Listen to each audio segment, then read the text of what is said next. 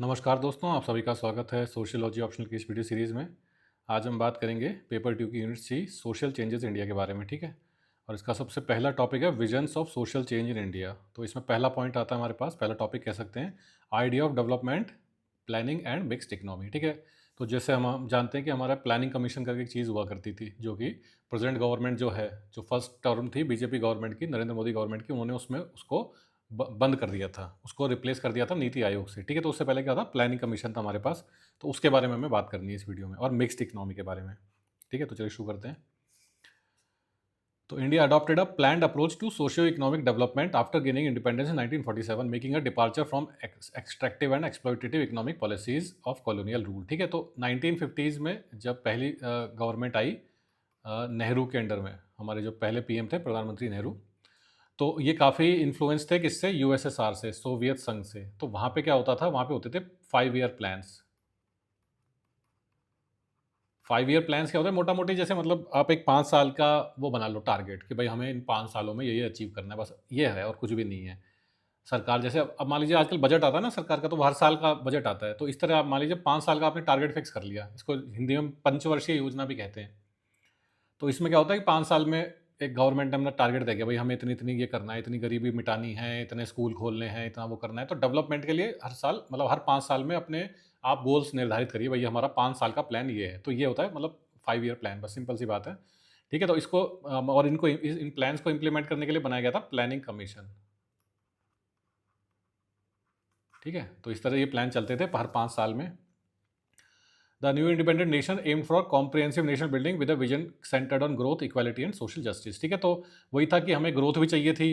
मतलब देश आज़ाद हुआ तो बहुत सारी प्रॉब्लम्स थी, गरीबी भी थी, सोशल इनइक्वालिटी भी थी, इलिटरेसी भी थी, तो हर चीज़ एक तरह से डाउन पे थी। तो हमें क्या चाहिए था, ग्रोथ भी चाहिए थी, इकोनॉमिक ग्रोथ भी चाहिए थी, इक्वालिटी भी चाहिए थी, समाज में लोगों में इक्वालिटी आए, कास्ट बेसिस पे, क्लास बेसिस पे, पैसे के बेसिस पे लोगों में इनइक्वालिटी है वो कम होए, सोशल जस्टिस हो, वही जैसे कास्ट डिस्क्रिमिनेशन हो या हो गया, या फिर जेंडर बेस्ड डिस्क्रिमिनेशन हो गया, ठीक है? या फिर कोई स्टेट्स मतलब जैसे रीजनल डिस्क्रिमिनेशन हो गया, गाँव के लोगों के साथ खराब व्यवहार हो रहा है, शहरी लोगों के साथ अच्छा व्यवहार हो रहा है, तो हर तरह की हमें एक तरह से सामाजिक जो भी बुराइयाँ हैं उनको दूर करना था।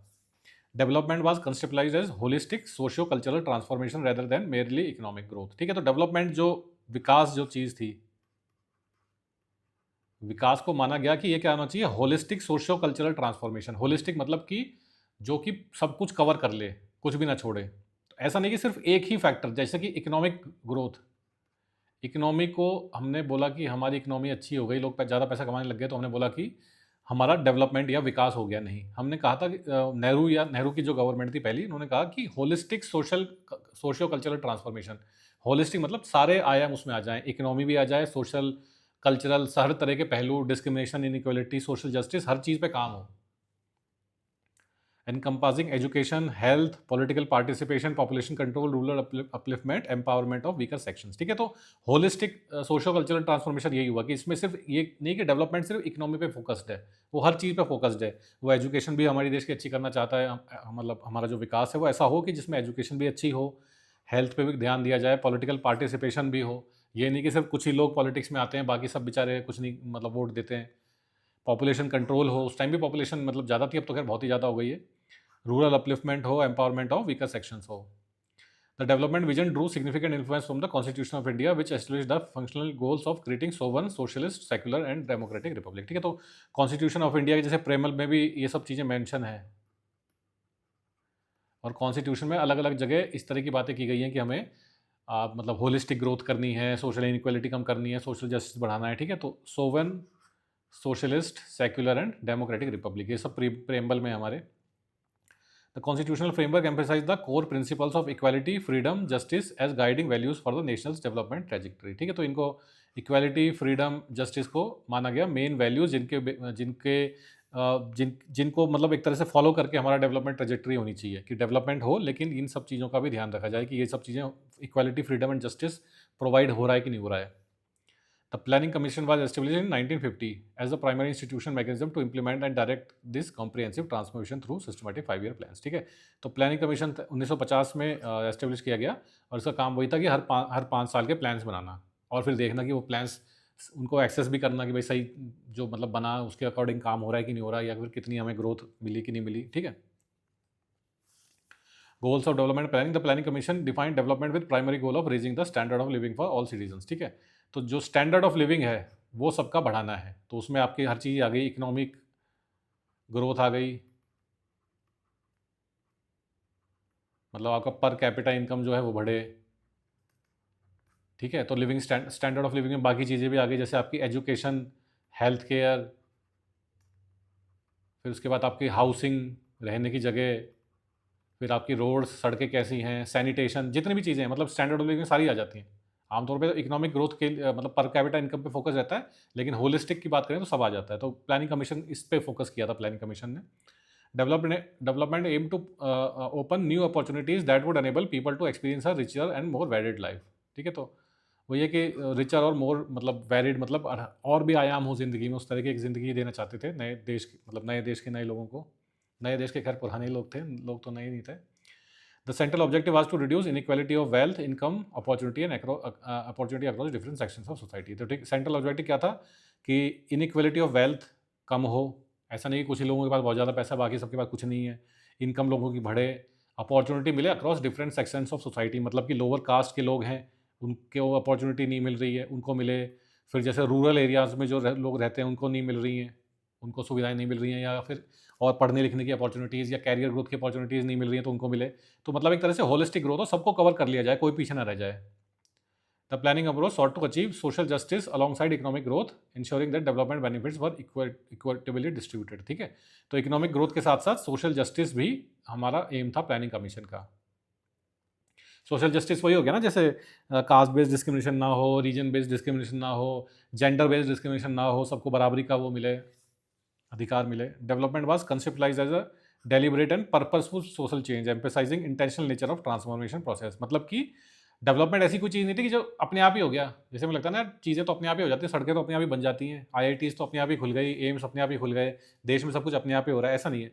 डेवलपमेंट क्या है, deliberate and purposeful social change है, कि भाई सोचा समझा गया था, किसी ने प्लान बनाया था, किसी अधिकारी ने या किसी नेता ने ऐसा सोचा था, विजन था। जैसे मान लीजिए नेहरू जी की बात कर लेते हैं यहाँ पे, तो उनका विजन था कि भाई ऐसा होना चाहिए, तो जैसे आईआईटीज़ भी नेहरू जी का विजन था। तो ऐसा नहीं कि डेवलपमेंट या विकास डेलिबरेट, मतलब वो मतलब अचानक से एक्सीडेंटल है, वो डेलिबरेट है, सोची समझी हुई चीज़ है। Emphasizing intentional nature of transformation process. Intentional nature मतलब कि वही बात है कि सोचा समझा गया, इंटेंशन थी कि भाई ऐसा होना चाहिए तो वैसा हो रहा है, एक्सीडेंटली कुछ नहीं हुआ है। The overall vision represented a conscious shift from tradition to modernity under deliberate human direction rather than allowing changes to occur naturally or haphazardly, ठीक है। तो वही जो चेंजेस या बदलाव है जो नेचुरली अपने आप नहीं हुए। एम यही था कि कॉन्शियसली वो हों। ट्रेडिशन, हमारी ट्रेडिशनल सोसाइटी थी इंडिपेंडेंस से पहले, उसको हमें मॉडर्निटी की तरफ लेके जाना है, तो उसके लिए स्टेप्स लिए गए थे, सोच समझ के एक प्लान बना के, इसलिए उसको प्लानिंग कमीशन भी बोलते हैं। प्लान बना के ये सारा काम हुआ था, ठीक है। अब बात करते हैं the socialist past and mixed economy, ठीक है। तो दो तरह के मतलब मोटा मोटी पोल्स होते हैं, आप मान लीजिए। एक होता है, एक छोर पे होता है कम्युनिज्म, दूसरे छोर पे होता है आपका कैपिटलिज्म, ठीक है। तो अब ये एक एक्सट्रीम हो गया और ये एक एक्सट्रीम हो गया, तो अब इनके बीच में कहीं आ जाता है सोशलिज्म,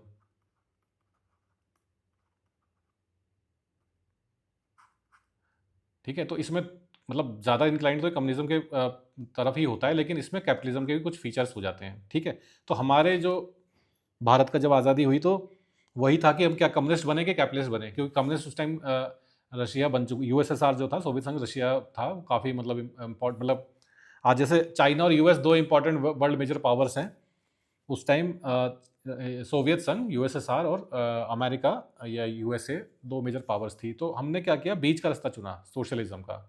ना ही कम कम्युनिस्ट बने, ना ही कम प्योरली कैपिटलिस्ट बने। इंडिया डिड नॉट अडॉप्ट इधर प्योर कैपिटलिज्म लाइक यूएसए और स्टेट सोशलिज्म। स्टेट सोशलिज्म को आप कम्युनिज्म भी बोल सकते हैं, like USSR. Instead it choose a third part mix economy, भाई दोनों का मिला मिला के ले लो, कुछ अच्छी चीज़ें इसमें से ले लो और कुछ अच्छी चीज़ें इसमें से ले लो।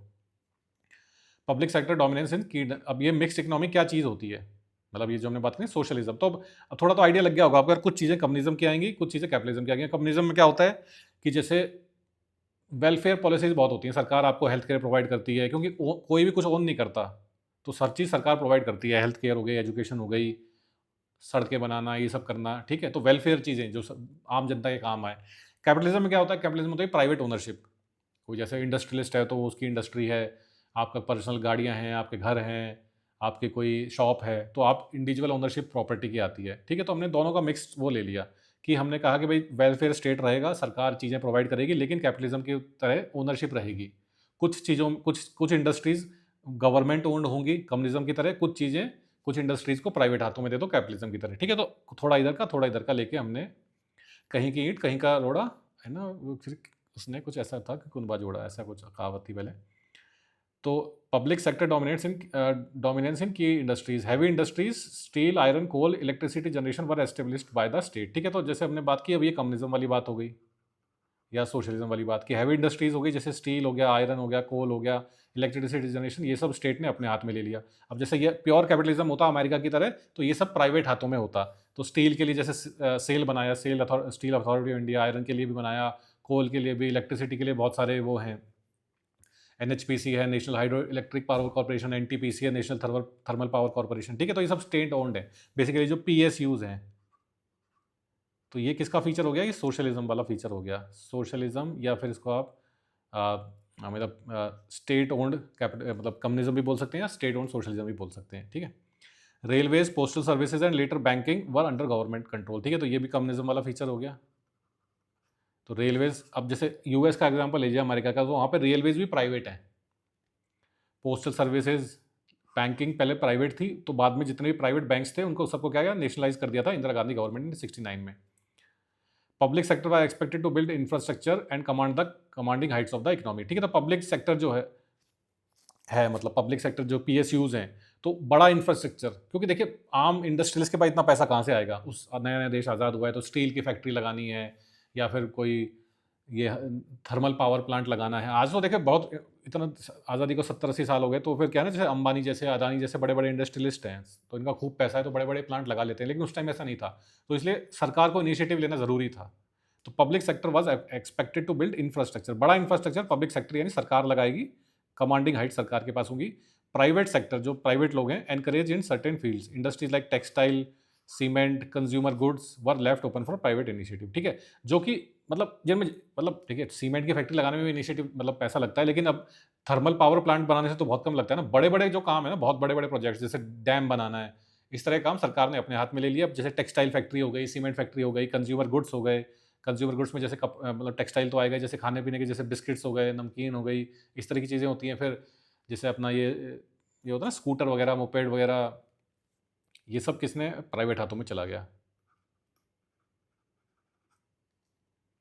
इन some sectors both public and private players coexisted, health, education, transport, ठीक है? कुछ में क्या था कि सरकार भी थी और प्राइवेट प्लेयर्स भी थे। जैसे अब जैसे एग्जांपल ले सकते हैं मारुति सुजुकी का। तो ये जो थी, ये गवर्नमेंट ने का ही इनिशिएटिव था, और सुजुकी जापानीज़ कंपनी थी, लेकिन ये था कि प्राइवेट कंपनियां भी अपनी गाड़ियां बेच रही थी। तो दोनों दोनों का वो था, जो कुछ मतलब ऐसा नहीं सब में, कुछ मतलब कुछ सेक्टर्स में ऐसा था। तो ये हमारी कहते हैं मिक्स इकोनॉमी हो गई, ना हम प्योरली कैपिटलिस्ट थे, या ना ही हम प्योरली कम्युनिस्ट थे, बीच में कहीं आते थे। सोशलिज्म बोल सकते हैं इसको हम, सोशलिस्ट इकोनॉमी हम बोल देते हैं इंडिया को। The socialist past and mix economy, the idea of socialism. तो सोशलिज्म का आइडियोलॉजी क्या है? State intervention is implemented as a mechanism to prevent exploitation and ensure social justice for all sections of society, ठीक है? तो socialism को हम क्या कहते हैं? समाजवाद, ठीक है? मतलब कि है कि समाज को देख के चलना है, समाज को देख के, मतलब समाज की देख रेख हो। ऐसा नहीं हो कि कब, कैपिटलिज्म में क्या होता है? कैपिटलिज्म में एक ही चीज़ होती है, वो होती है प्रॉफिट, पैसा बन रहा है कि नहीं बन रहा। और कम्युनिज्म में क्या होता है? स्टेट ओनरशिप, हर चीज़ सरकार ओन करती है, आपका घर भी आपका नहीं होता, आपकी गाड़ी भी आपकी नहीं होती। लेकिन हमने क्या कहा, बीच में समाजवाद, सोशलिज्म में हम कहीं आके अटक गए। और उसमें क्या होता है कि सरकार कैपिटलिज्म चलने देती है, प्राइवेट सब चल रहा है, लेकिन अगर कहीं कोई एक्सप्लॉइटेशन हो रहा है, सोशल इनजस्टिस हो रहा है, तो वहाँ पे स्टेट इंटरवेन करता है, सरकार बीच में आती है और जस्टिस प्रोवाइड करती है। The socialist approach place strong emphasis on equitable distribution of resources, ठीक है? तो इक्विटेबल डिस्ट्रीब्यूशन ऑफ रिसोर्सेज मतलब कि वेल्थ गैप बहुत ज़्यादा ना हो जाए, कि कुछ लोग तो बहुत ज़्यादा पैसा कमा रहे हैं, कुछ लोगों को कुछ नहीं मिल रहा। अब ऐसा तो हो नहीं सकता कि ऐसा ही बिल्कुल ही कर दें कि यार इंडस्ट्रीज ना रहे, लेकिन फिर भी जितना हो सके इस गैप को कम किया जाए, to reduce disparities and promote inclusive development. Criticism क्या कह सकते हैं इसका? Over time the private sector evolve to become increasingly profitable and wielded significant power in the economy, ठीक है? तो जैसे हमने बात करी ना कि जो आज जैसे अडानी, अंबानी, टाटा, बिरला, ये सब बड़े-बड़े इंडस्ट्रियलिस्ट हो गए हैं, तो क्या हुआ, उस टाइम तो इतना नहीं था, उस टाइम सिर्फ टाटाज़ ही थे, बिरला थे, वो भी इतने बड़े नहीं थे क्योंकि वो ज़्यादातर अंग्रेज़ों के साथ मिलके काम करते थे। लेकिन अब आज़ादी के टाइम बाद अब बहुत बड़े-बड़े इंडस्ट्रियलिस्ट आ गए हैं, जैसे इन्फोसिस के मालिक हैं नारायण मूर्ति और भी बहुत हैं। तो धीरे-धीरे क्या हुआ, प्राइवेट सेक्टर बहुत प्रॉफिटेबल हो गया और लोगों के पास बहुत पैसा आ गया, ठीक है? तो उनकी ज़्यादा पावर आ गई इकोनॉमी में। तो अपने हिसाब से वो क्या करने लग गए, रूल्स को बैंड करने लग गए, क्रोनी कैपिटलिज्म शुरू हो गया। क्रोनी कैपिटलिज्म क्या होता है?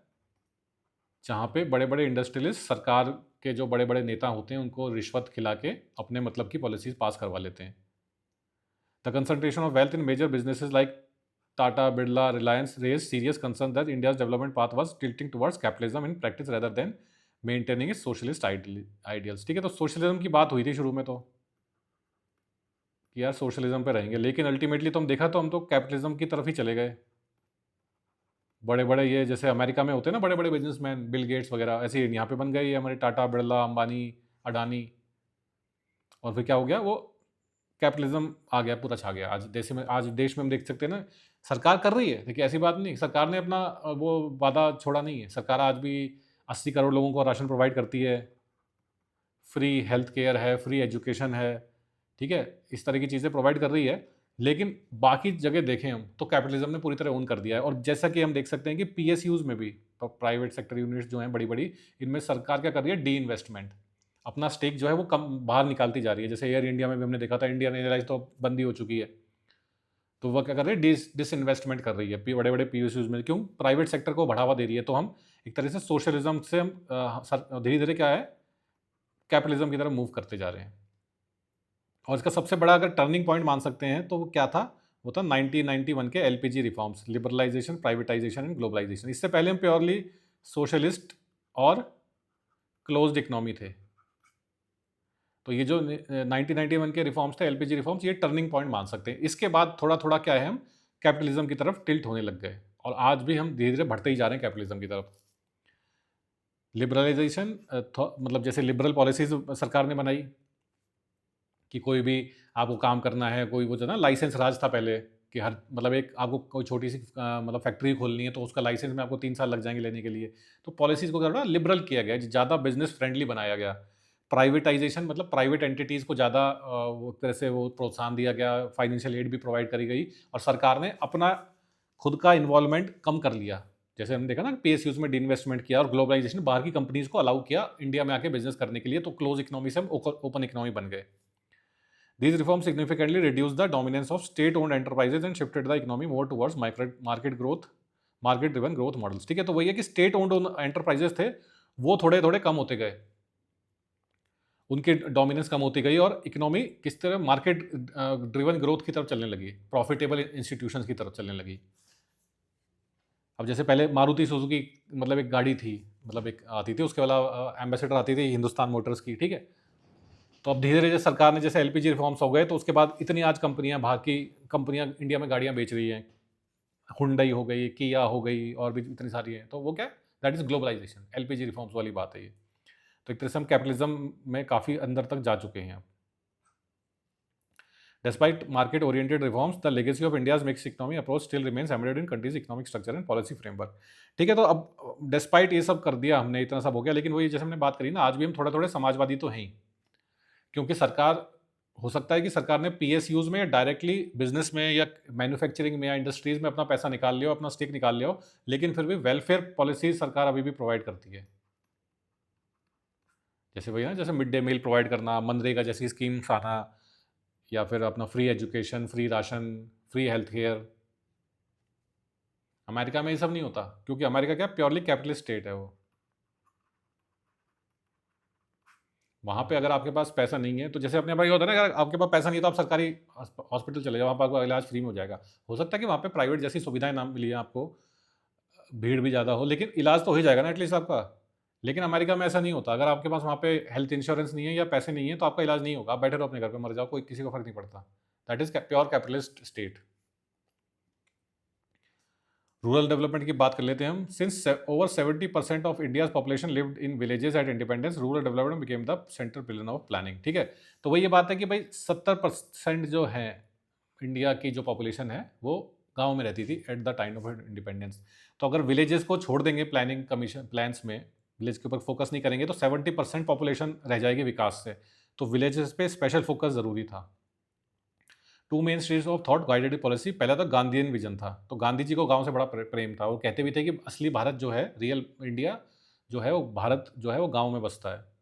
Gandhi advocated for the establishment of self reliant villages republics that could function independently and sustainably.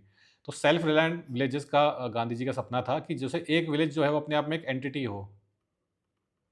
और कैसी एंटिटी हो? वो इंडिपेंडेंट एंटिटी हो, उसको दूसरे किसी उस पर डिपेंडेंसी की ज़रूरत ना हो, सेल्फ सस्टेनेबल हो। वो जितना भी रिसोर्स, पहले के ज़माने में तो देखिए गांव सारे ऐसे ही होते थे, क्योंकि इतनी बड़ी रिक्वायरमेंट्स होती नहीं थी ना। भाई आपको गांव में क्या चाहिए? आपको पानी चाहिए, वो आपको कुएं से मिल जाता था, या कोई नदी नाला, मतलब नदी नहर है वहाँ से मिल जाएगा। दूसरी आपको खेती करनी है, खेती के लिए आपको क्या है, बैल वैल चाहिए, वो सब हो जाता है। तो आपको बाहर किसी, विलेजेस वर्क क्या थे, सेल्फ रिलायंट थे। बाद में धीरे धीरे चीज़ें आ गई तो फिर डिपेंडेंसी बढ़ने लगी।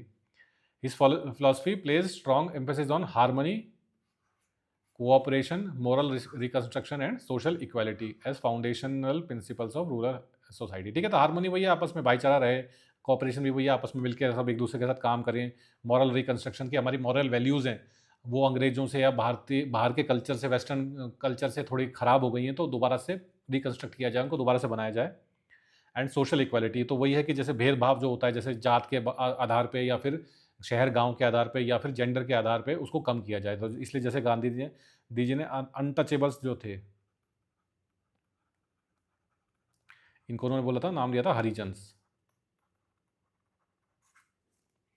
Gandhi favoured the development of cottage industries, local autonomy and maintaining the dignity of labour as key components of village based development. ठीक है, तो कॉटेज इंडस्ट्री छोटी छोटी जो लघु उद्योग जिनको बोलते हैं, घरों में जैसे कोई पापड़ बना रहा है, कोई मसाले बना रहा है, ज़्यादा जिसमें इन्वेस्टमेंट नहीं होता, गांव के लोग भी इनको कर सकते हैं। लोकल ऑटोनॉमी मतलब कि गांव अपने आप में सेल्फ डिपेंडेंट, सेल्फ सफिशिएंट हो, अपने फैसले खुद ले सके। And dignity of labour, dignity of labour क्या होता है कि कोई भी अगर मान लीजिए कोई मजदूरी कर रहा है, या कोई कोई ऐसा काम कर रहा है, तो उसको कभी शर्म महसूस ना हो, उसको भी डिग्निफाइड लेबर की तरह माना जाए, उसको भी इज्जत पूरी मिली है। Although his ideas were inspiring and influential, they were only partially adopted by government in actually policy implementation। ठीक है, तो वही था कि गांधी जी के थे जो थे क्या थे, आदर्शवादी थे, लेकिन प्रैक्टिकल नहीं थे। भाई जैसे उन्होंने बात की ना कि विलेजेस सेल्फ रिलायंट हों, भाई आज के ज़माने में कोई ऐसा हो सकता है कि जगह जो अपने आप में ही हो, दूसरे की ज़रूरत ना पड़े। क्योंकि जैसे मान लीजिए एज अ कंट्री, विलेज छोड़िए, हम कंट्री इंडिया ही ले लेते हैं। आज हम इंडिया कंट्री क्या दूसरे देशों के बिना जी सकते हैं हम लोग? जैसे हमें गाड़ियाँ चलाने के लिए सबके लिए चाहिए तेल, चाहिए तो कहाँ से आता है? मिडिल ईस्ट से आता है। कंप्यूटर, इंटरनेट, ये सारी टेक्नोलॉजी कहाँ से आती है? सब वेस्टर्न वर्ल्ड से आती है। ठीक है, तो ऐसे बहुत सारे प्रोडक्ट्स हैं जो हम बाहर से इंपोर्ट करते हैं। दूसरी बात, हम खुद मतलब जैसे एक्सपोर्ट भी करते हैं, तो हमारे पास पैसा भी आता है। तो इसलिए आजकल क्या है, ग्लोबलाइज वर्ल्ड है। तो ग्लोबलाइज वर्ल्ड में कोई कंट्री भी सेल्फ डिपेंडेंट नहीं है, फुल्ली ऑटोनोमस, मतलब ऑटोनोमस तो है लेकिन सेल्फ रिलायंट नहीं है। बस एक जैसे नॉर्थ कोरिया का एग्जांपल ले सकते हैं, उन्होंने अपने सारे रिश्ते खत्म कर रखे हैं सबसे, लेकिन वो तो बहुत ही एक एक्सट्रीम एग्जांपल है। ठीक है, तो उसमें जब कंट्रीज ही अलग नहीं मतलब अकेले नहीं रह सकती, तो गांव की जो छोड़िए। Rural development government led programmes क्या क्या थे? कम्युनिटी डेवलपमेंट प्रोग्राम्स, ये 1952 में शुरू हुए थे। The community development programme was launch in 1952 as the first major rural development initiative of independent India. ठीक है, तो गांव गांव में बेसिकली लॉन्च हुआ था ये community development programme. The programme aim to increase employment, enhance agriculture production through science, promote cottage industry and strengthen rural cooperation. ठीक है, तो ये सब इसके गोल्स थे। तो एम्प्लॉयमेंट बढ़ाया जाए गाँव में, एग्रीकल्चर की प्रोडक्शन बढ़ाई जाए साइंस का यूज़ करके, भाई अच्छे फर्टिलाइजर्स वगैरह यूज़ करो, अच्छे सीड्स यूज़ करो, कॉटेज इंडस्ट्रीज़ को प्रमोट करो। भाई कोई जैसे पापड़ बना रहा है, कोई माचिस बना रहा है, कोई मसाले बना रहा है, कोई बीड़ी बना रहा है, गाँव में बीड़ी बनते हैं ना घरों में, कॉटेज इंडस्ट्रीज़ में। स्ट्रेंथन रूरल कॉपरेशन, आपस में लोगों के अंदर कॉपरेशन या भाईचारा बढ़े, एक दूसरे की लोग मदद करें। Despite being viewed as a social movement, it failed due to bureaucratic inefficiency, caste hierarchy and rural inequalities। ठीक है, तो वही बातें हम कितनी अच्छी अच्छी कर लें, प्रॉब्लम क्या आती है? Bureaucratic inefficiency. वही जो था ना पहले, लाल फीताशाही भी बोलते थे उसको। फाइल इधर से उधर जाने में ही सालों लग जाते थे। एक डेस्क बड़े बाबू से, छोटे बाबू से बड़े बाबू के डेस्क पे जाने में सालों लग जाते थे। दूसरा था फिर इसमें और जोड़ लीजिए करप्शन। ये राजीव गांधी ने भी जैसे कहा था कि सरकार 1 रुपये देती है तो सिर्फ 10 पैसे गरीब तक पहुंचता है, 90 पैसे बीच में गायब हो जाते हैं। कास्ट हायरार्की, कास्ट प्रॉब्लम हमेशा रहेगी, रूरल इक्वलिटीज़ भी हैं। उसके बाद 1955 में पंचायती राज सिस्टम आया था। Panchayati Raj system was established in 1959 based on Balwant Rai Mehta committee's 1957 recommendation. ठीक है, तो इस कमेटी का नाम याद रखिए, बस इससे ज़्यादा ज़रूरत नहीं है। It aimed at democratic decentralisation by empowering local self government institutions. ठीक है, तो वही है कि गांव के लेवल पे लोकल सेल्फ गवर्निंग इंस्टीट्यूशंस हों, तो उससे क्या होगा, डेमोक्रेटिक डिसेंट्रलाइजेशन हो जाएगा। मतलब कि डेमोक्रेसी का मतलब सिर्फ न्यू दिल्ली या फिर जैसे आपकी स्टेट कैपिटल, जैसे मान लीजिए उत्तर प्रदेश की बात कर लें, लखनऊ। अब डेमोक्रेसी का मतलब ये नहीं कि सिर्फ दिल्ली और लखनऊ में ही बात होती है। भाई आपका स्टेट गवर्नमेंट है लखनऊ में बैठती है और मेन गवर्नमेंट जो है सेंट्रल गवर्नमेंट है दिल्ली में है। तो लोकल सेल्फ गवर्निंग इंस्टीट्यूशंस चाहिए जो डिसेंट्रलाइज कर दें। गाँव में भी अब एक वो मतलब इलेक्शन हो, गाँव का एक सरपंच चुन लिया जाए जो कुछ फैसले ले सके, भाई कहाँ सड़क बनानी है, कहाँ पे स्कूल खोलना है, उस तरह की बातें हों। तो लोगों क्या है ना, एक तो जागरूकता बढ़ेगी डेमोक्रेसी के बारे में, डेमोक्रेटिक पार्टिसिपेशन बढ़ता है लोगों का, वो भी अपना वोट का अधिकार सीखते हैं, चुनाव कैसे होता है वो सब है ना, उनको पता पड़ता है सरकार हमारे क्या क्या कर रही है। तो एक तरह से ओवरऑल मतलब रिप्रेजेंटेटिव डेमोक्रेसी है, तो उसमें जितना हो सके लोगों का पार्टिसिपेशन ज़्यादा बढ़े। Implementation was uneven with local entities like dominant caste and landlords often capturing power undermining democratic objectives। ठीक है, तो वही हम सरकार मतलब वही है कि अच्छी अच्छी पॉलिसीज लेके आती है, लेकिन हर जगह क्या है, इम्प्लीमेंटेशन प्रॉब्लम आती है। क्यों? क्योंकि ग्राउंड रियलिटीज़ बहुत हमारी देश की अच्छी नहीं थी। कास्ट प्रॉब्लम थी, डोमिनेंट कास्ट मतलब अपर कास्ट जो हैं वो सारे जो मतलब अब बड़े बड़े जो पद हो गए जैसे सरपंच का या जो भी हैं होते हैं उसमें उन पे हत्या लेती थी, क्योंकि पैसा उन्हीं के पास है, बाहुबल भी उन्हीं के पास है। बड़े बड़े लैंडलॉर्ड भी सारी पोस्ट पावर अपने हाथ में ले लेते थे। तो जैसे लोअर कास्ट की पॉपुलेशन ज़्यादा है तो फिर भी उनको उतना रिप्रेजेंटेशन नहीं मिल पा रहा, क्योंकि उनके पास रिसोर्सेज नहीं है, उनके पास इतना बाहुबल नहीं है। उसके बाद cooperative institution were establish to provide credit inputs, marketing support and essential commodities to rural communities. ठीक है, तो वही क्रेडिट देना, भाई कम ब्याज पे पैसा दे दिया। इनपुट्स मतलब कि कोई अगर प्रॉब्लम है तो वो अपनी प्रॉब्लम को बता सकें और वो ऊपर सरकार तक पहुंचा दी जाए। Marketing support, essential commodities rural community को प्रोवाइड करना।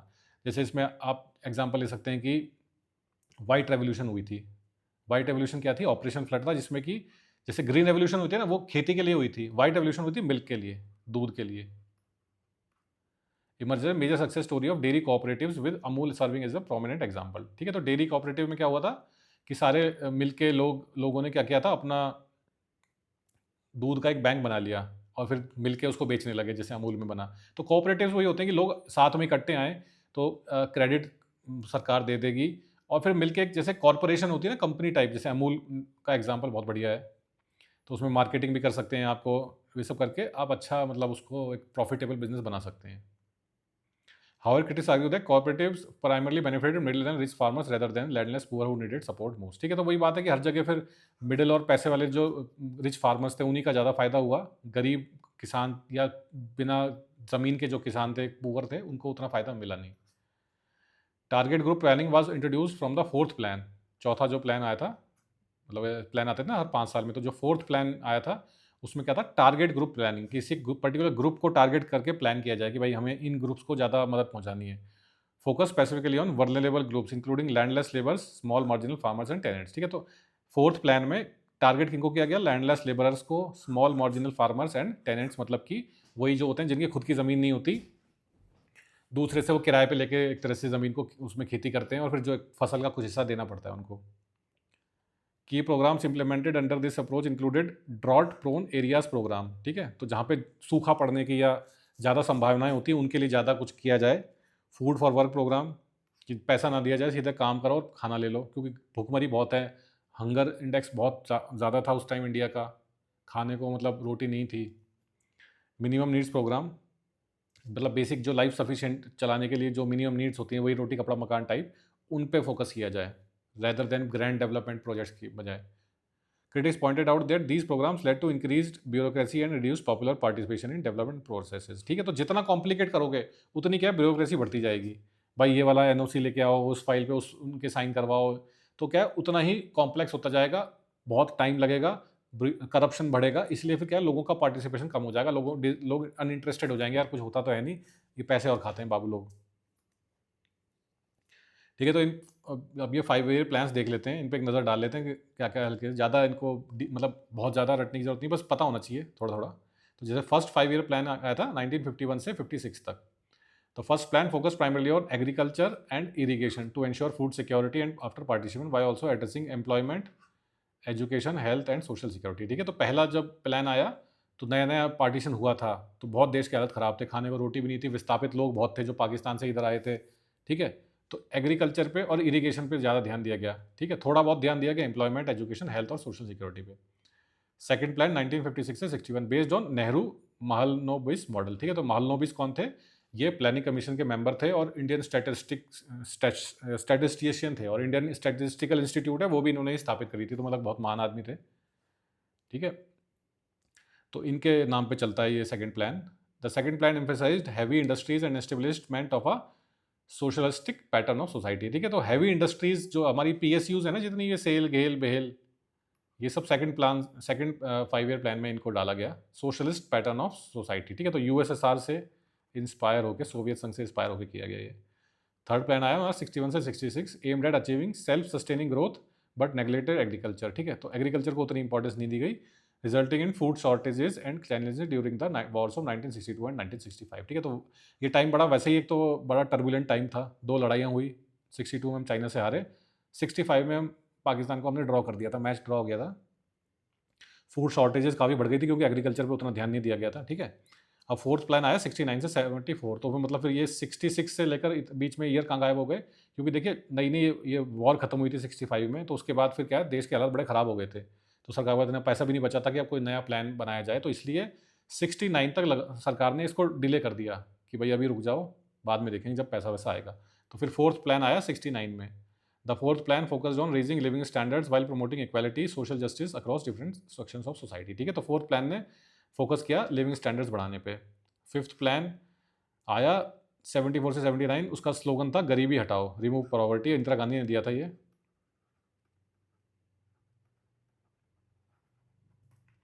The fifth plan concentrated on achieving self reliance and poverty alleviation. ठीक है, सिक्स प्लान आया आपका 80 से 85 तक, emphasise on removal of poverty, तो वही मतलब वही कंटिन्यू हुआ जो पहले था, एंड जनरेशन ऑफ एम्प्लॉयमेंट, बेरोजगारी बहुत बड़ी समस्या बन गई थी 70s और 80s में, तो इसलिए जैसे अमिताभ बच्चन की फिल्म में भी आती है ना एंग्री यंग मैन, वो एक तरह का उस टाइम का सेंटीमेंट था, क्योंकि एंग्री ये लोग इसलिए थे कि एजुकेशन पढ़ने लिखने के बाद भी लोगों को नौकरियां नहीं मिल रही थी, प्राइवेट सेक्टर जैसी कोई चीज़ होती नहीं थी, जैसे आजकल होता है ना, आपने आईटी किसी कंपनी में काम कर लिया बीटेक करके या एमबीए करके किसी कंपनी में काम कर लिया, उस टाइम बहुत ही मिनिमल था क्योंकि क्लोज्ड इकोनॉमी थी, एलपीजी रिफॉर्म्स हुए नहीं थे, तो सिर्फ इंडियन कंपनी होती थी बहुत बड़े शहरों में, मुंबई दिल्ली में, बाकी जगह कुछ भी नहीं होता था, तो आप गवर्नमेंट जॉब आपको मिल गई, नहीं तो फिर अपना छोटा मोटा खेती कर लो या कुछ कोई ऐसा छोटा मोटा काम कर लो, तो इसलिए अनएम्प्लॉयमेंट बहुत बड़ी समस्या थी 70s और 80s में। सेवन प्लान 85 से 90, seven plan focus on growth of food production, employment generation and advance social justice. ठीक है, तो ये सात प्लान तक मतलब मोर देन सफिशिएंट है अगर आपको कुछ एग्जाम्पल में कभी कहीं लिखना हो। इंडियन अप्रोच टू प्लानिंग, क्या क्या इसके फीचर्स थे Indian approach to planning? Comprehensive and balanced, तो ये जैसी बात की थी ना होलिस्टिक, तो होलिस्टिक मतलब कवरिंग ऑल एस्पेक्ट्स, कुछ भी छोड़ा नहीं, तो इसलिए क्या था कॉम्प्रिहेंसिव एंड बैलेंस, इसका ही मतलब वही होता है। Indian planning adopted a comprehensive and balanced approach that incorporated both public and private investment while ensuring the growth of all economic sectors. तो बैलेंस किया गया पब्लिक और प्राइवेट सेक्टर को, वही जैसे हमने बात की ना, हम सोशलिज्म पे आए, एक छोर पे है कम्युनिज्म, एक छोर पे कैपिटलिज्म, तो बीच में हमने एक तरह से थोड़ा इधर से लेके अपना सोशलिज्म बना लिया। ये सोशलिज्म तो होता ही है, एक कंसेप्ट है, कार्ल मार्क्स के हिसाब से socialism the first step towards communism. उसके बाद है डेमोक्रेटिक प्लानिंग की गई, unlike authoritarian regimes like USSR, Indian planning was democratic in nature and involve social and people's participation through institution like Panchayati Raj and local governing bodies. ठीक है, अब USSR तो क्या था, प्योर कम्युनिस्ट स्टेट था, तो वहाँ पे कोई इलेक्शन वगैरह होते नहीं थे, तो एक तरह से डिक्टेटरशिप या अथॉरिटेरियन रूल ही मान लीजिए उसको, तो उनको किसी को पोलित ब्यूरो होता है इनमें कम्युनिस्ट उसमें, तो ये पोलित ब्यूरो ही सारे डिसीजंस लेता है, तो पोलित ब्यूरो को किसी से पूछने की जरूरत नहीं कि हम क्या करें क्या ना करें, क्योंकि एक तरह से अथॉरिटेरियन रिजाइम ही है। लेकिन इंडिया का जो डेमोक्रेटिक प्लानिंग है वो कैसी थी, क्योंकि इंडिया एक डेमोक्रेटिक कंट्री है, तो हम सबसे पूछ पाछ के बात होती थी, भाई आप बताइए आपकी फीडबैक दीजिए, जैसे पंचायती राज से फीडबैक लिया, फिर एक प्लानिंग कमीशन है, उसमें अलग अलग लोग होते हैं, जैसे हमने बात की थी ना अभी, मान लो महानम बोल इसकी, महानलोबिस की, ठीक है, तो वो एक स्टैटिस्टिशियन थे, फिर भी इनको इंक्लूड किया गया प्लानिंग कमीशन में, क्यों? जिससे कि अलग अलग फील्ड के लोग अपने इनपुट दे पाएँ, तो सरकार को एक कंप्लीट पिक्चर मिले कि हमें करना क्या चाहिए, ठीक है, तो डेमोक्रेटिक प्लानिंग है, ना कि एक अथॉरिटेरियन या dictatorship type. Socialistic orientation, the planning approach focused not just on economic growth but emphasized social development through improvements in education, health and equality, ठीक है, तो यही नहीं कि सिर्फ पर कैपिटा इनकम बढ़ जाए या फिर देश की जीडीपी बढ़ जाए, बस इन्हीं पे फोकस हो। सोशल डेवलपमेंट भी ज़रूरी है, लोगों के लिविंग स्टैंडर्ड बढ़े। अब लिविंग स्टैंडर्ड कैसे बढ़ेगा? भाई देखिए, इनकम तो बढ़नी चाहिए, साथ ही साथ education facilities, health facilities, equality, sanitation facilities, infrastructure जैसे कि रोड, ये सब चीज़ें, इलेक्ट्रिसिटी, ये सब इम्प्रूव होनी चाहिए, तभी तो हम एक तरह से स्टैंडर्ड ऑफ लिविंग बढ़ा पाएंगे जो कि डेवलप कंट्रीज़ को मैच करेगा। Technological and human focus. Indian planning combined traditional technologies such as cottage industries with modern imported technologies to create a balanced technological framework, ठीक है, तो अपनी जो कॉटेज इंडस्ट्रीज थी इनको भूले नहीं, इनको भी साथ में साथ चलने दिया, साथ ही साथ बाहर से मॉडर्न टेक्नोलॉजी भी इंपोर्ट की गई, जैसे इसका सबसे अच्छा एग्जांपल है ग्रीन रेवोल्यूशन, ठीक है, तो उसमें बाहर ये सब मैक्सिको में पहली बार ग्रीन रेवोल्यूशन का वो हुआ था, एक तरह से इनिशिएशन या ओरिजिन बोल सकते हैं, तो वहाँ से भी पूरे दुनिया में वो फैला, तो इंडिया ने उस चीज़ को इम्पोर्ट किया। Human values and material progress. Planning was not purely economic in its objectives. It aimed at achieving human dignity, justice and democracy alongside material progresses, ठीक है, ह्यूमन डिग्निटी हो, जस्टिस हो, इन सब पे फोकस था। अब क्रिटिसिज्म थोड़ा देख लेते हैं भाई, अच्छी अच्छी बातें हो गई। The benefits of planning were disproportionately skewed towards industrial houses, rich farmers and urban middle classes rather than reaching the intended beneficiaries, ठीक है, तो अब भाई बात वही है ना कि जब देश आज़ाद हुआ, जब तो इतने बड़े बड़े इंडस्ट्रियलिस्ट वगैरह थे नहीं, धीरे धीरे जैसे देश आगे बढ़ता गया आज़ादी के बाद, तो बड़े बड़े इंडस्ट्रियलिस्ट हाउसेज होने लग गए, ग्रीन रेवोल्यूशन की वजह से रिच फार्मर्स होने लग गए, बिग लैंडलॉर्ड्स हो गए, ठीक है, अर्बन मिडिल क्लास बनने लग गई बड़े शहरों में, दिल्ली मुंबई में, तो इन प्लानिंग कमीशंस की जो पॉलिसीज थे उनका सब ज़्यादा बेनिफिट किनको गया? इन लोगों को गया, इंडस्ट्रियल हाउसेज को, रिच फार्मर्स को। अमीर बेसिकली और अमीर हुए और गरीब होते गए, जिनको इंटेंडेड बेनिफिशरीज जो थे गाँव में 70%, जो हमने देखा था ना कि 70% लोग गाँव में रहते हैं, तो उन तक उतना बेनिफिट नहीं पहुँचा। मतलब अब आजकल तो हालात बदल गए हैं कि गाँव में मोबाइल फ़ोन और बिजली मिल गई, लेकिन 10-20 साल पहले तक भी था कि बहुत सारे गाँव ऐसे थे जहाँ बिजली नहीं है, मोबाइल फ़ोन नहीं है, टेलीफ़ोन नहीं है, पानी की समस्या है।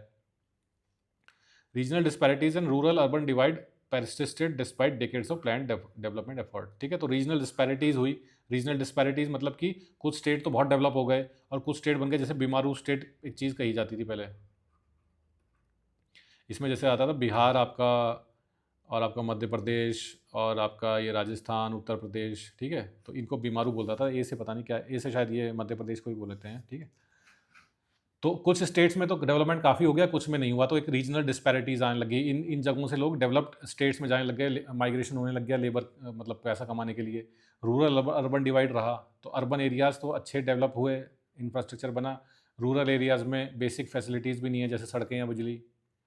Land reforms were implemented in a half hearted manner, leaving rural power structures largely unchanged and intact, ठीक है, तो लैंड रिफॉर्म्स कैसे थे? हाफ हार्टेड मैनर में, मतलब बस कर दिया, ज़्यादा इंटरेस्ट है नहीं, गवर्नमेंट भी अपना क्या ना, ब्यूरोक्रेसी है तो लाल फीताशाही है, कभी फाइल पास नहीं हुई, उतना इंटरेस्ट था नहीं ब्यूरोक्रेट्स को, क्यों?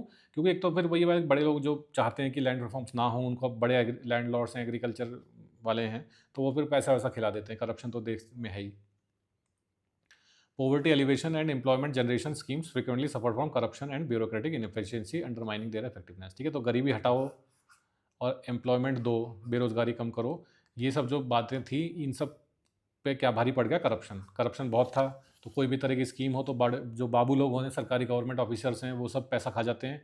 ब्यूरोक्रेटिक इनएफिशिएंसी है, वही एक छोटी सी स्कीम को मतलब एक्चुअली इंप्लीमेंट होने में सालों लग जाते हैं, तो इनकी इफेक्टिवनेस इन तरह की सबकी खत्म हो गई। सरकार मतलब सरकार के इंटेंशंस बहुत अच्छे थे, लेकिन जैसे दीमक लकड़ी को खा जाती है ना, करप्शन और ब्यूरोक्रेटिक इनएफिशिएंसी हमारे देश के डेवलपमेंट को, विकास को खा गई। Economic growth achieved through planning did not translate into equality and social justice, ये दोनों नहीं मिल पाए। दैट हैड बीन ओरिजिनली एनविज्ड, जो सोचा गया था कि इक्वालिटी आएगी, लोग सब बराबरी का जीवन जिएंगे, सामाजिक न्याय मिलेगा, लोअर क्लास बेस्ड डिस्क्रिमिनेशन कम होगा, रीजनल डिस्पैरिटीज़ कम होंगी, वैसा कुछ भी नहीं हुआ। मतलब ऐसा नहीं कुछ भी नहीं हुआ, लेकिन बहुत ही कम हुआ, मतलब 10% ही हुआ, 90% नहीं, फेलियर रहा। The green revolution successfully increase the food grain production but widened regional gaps between Punjab, Haryana, west UP and other regions. ठीक है, तो अब ग्रीन रेवोल्यूशन थी जो, तो इसका इफेक्ट क्या है, कुछ ही स्टेट्स में हुआ, जैसे कि पंजाब, हरियाणा, वेस्ट यूपी वगैरह में। बाकी सब में एग्रीकल्चर उतना ही खराब रहा। जैसे राजस्थान का एग्जांपल ले लीजिए, बिकॉज ऑफ कि पानी नहीं आता राजस्थान में इतना। ठीक है, तो उससे क्या हुआ, रीजनल डिस्पैरिटीज़ बढ़ी। और क्या हुआ, वहाँ पे भी जैसे जहाँ पे ग्रीन रेवोल्यूशन ने अच्छा काम किया, जैसे पंजाब या हरियाणा में, वहाँ पे भी डिस्पैरिटी बढ़ी कि जो बड़े ज़मींदार या बड़े किसान थे, रिच फार्मर्स थे, वो और अमीर हुए और छोटे किसान और गरीब हो गए, कईयों की ज़मीन भी चली गई।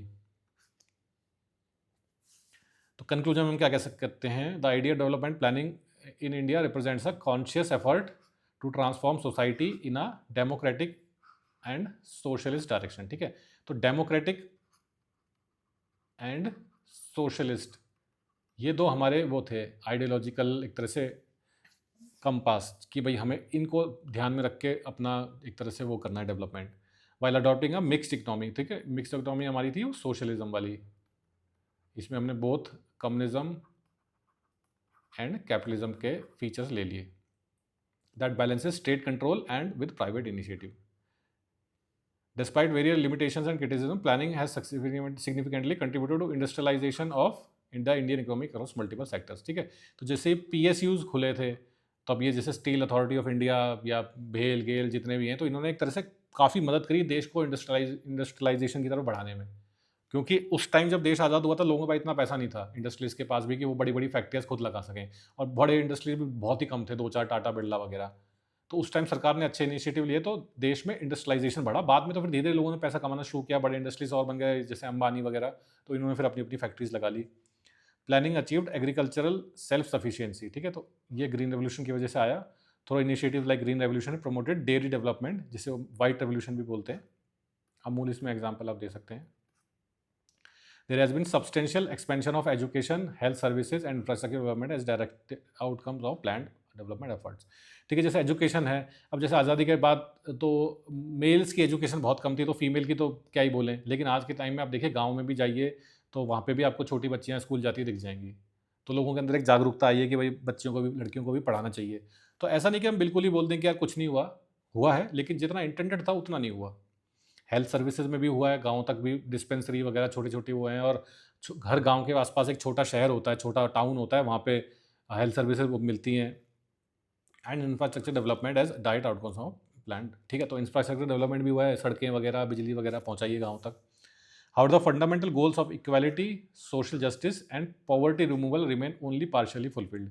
अब ये जो बड़ी बड़ी चीज़ें हैं, जैसे इक्विटी मतलब बराबर होना लोगों का, सोशल जस्टिस सामाजिक न्याय, या गरीबी का पूर्ण रूप से हट जाना, वो सब अभी भी मतलब बहुत दूर है। अभी 80 करोड़ लोगों को सरकार आज भी राशन देती है देश में, तो गरीबी अभी तो कहाँ हटेगी। India's planning experience highlights the inherent tension between growth and distribution, capitalism and socialism, planning and democracy representing a central theme of the sociology of development. ठीक है, तो यहाँ पे बड़े सवाल हैं कि ग्रोथ और डिस्ट्रीब्यूशन, ग्रोथ और डिस्ट्रीब्यूशन मतलब कि विकास पे ध्यान दिया जाए, या फिर पैसे का जो डिस्ट्रीब्यूशन है, मतलब कि कुछ लोगों के पास ज़्यादा पैसा जा रहा है, कुछ के पास कम जा रहा है, उस पर ध्यान दिया जाए। कैपिटलिज्म पे ध्यान दिया जाए या सोशलिज्म पे, प्लानिंग पे या डेमोक्रेसी पे। प्लानिंग अगर अच्छी तरह इंप्लीमेंट करनी है तो डेमोक्रेसी के जो कुछ नियम है उनको थोड़ा मतलब वो करना पड़ेगा, क्योंकि थोड़ा अथॉरिटेरिज्म लाना पड़ेगा। तो क्या है ना, वो है डिबेट है, मिक्स्ड वो है Indian sociology of development in India, एक मिक्स्ड या फिर आप डिबेटेबल टॉपिक बोल सकते हैं इसको। ठीक है, तो इस वीडियो में हमने देख लिया एक तरह से ये प्लानिंग जो थी, प्लानिंग डेवलपमेंट। भारत में आज़ादी के बाद डेवलपमेंट हुआ, लेकिन वो प्लान तरीके से हुआ, प्लानिंग कमीशन के थ्रू। और इन्होंने क्या किया था, 5 ईयर प्लान बनाए थे। इसको हालांकि प्रेजेंट सरकार ने 2017 में इस प्लानिंग कमीशन को ख़त्म कर दिया था और नीति आयोग से रिप्लेस कर दिया था। तो अब ये प्लान नहीं होते हैं इस तरह के, ये पुरानी चीज़ हो गई है। ठीक है, तो हमने अच्छी तरह देख लिया प्लानिंग कमीशन और प्लान्स क्या थे, क्या क्या उनका वो था, मोर देन सफिशिएंट है। ठीक है, तो इस वीडियो में इतना ही, थैंक्स।